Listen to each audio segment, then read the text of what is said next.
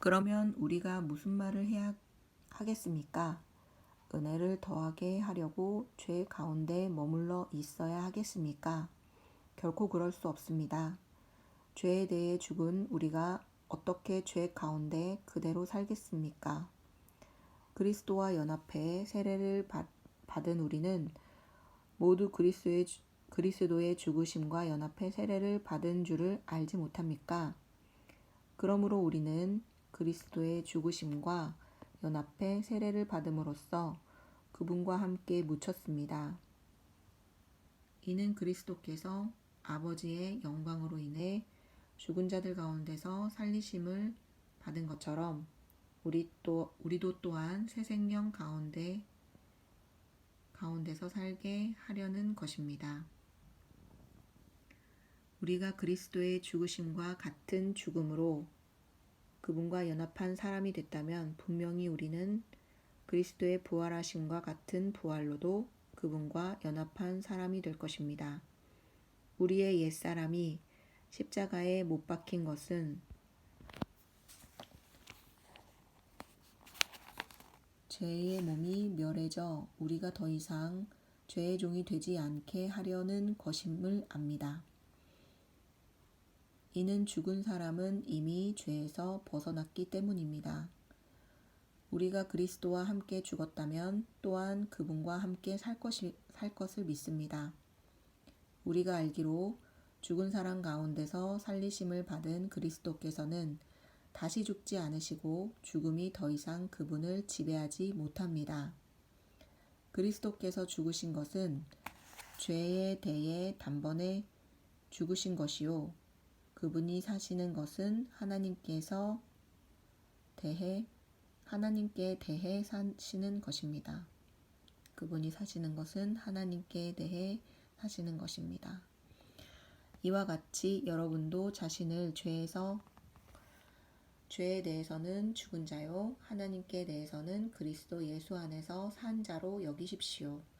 그러므로 여러분의 죽을 몸에서 죄가 왕노릇하지 못하게 해 몸의 정욕에 순종하지 말고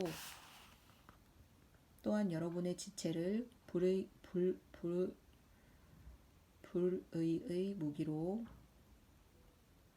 죄에게 내주지 말고 오직 죽은 자 가운데서 다시 산 자처럼 여러분 자신을 하나님께 드리며 여러분의 지체를 의의 무기로 하나님께 드리십시오.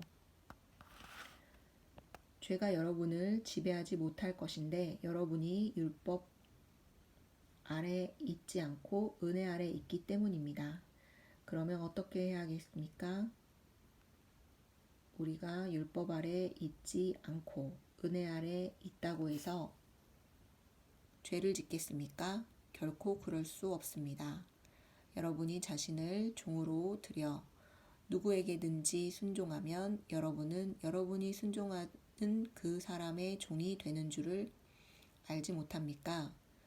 여러분은 죄의 종이 돼 죽음에 이르거나 아니면 순종의 종이 돼 의에 이릅니다. 그러나 하나님께 감사드립시다. 여러분이 전에는 죄의 종이었으나 이제는 여러분이 전에 받은 교훈의 본을 마음으로부터 순종함으로 죄에서 해방돼 의의 종이 되었습니다.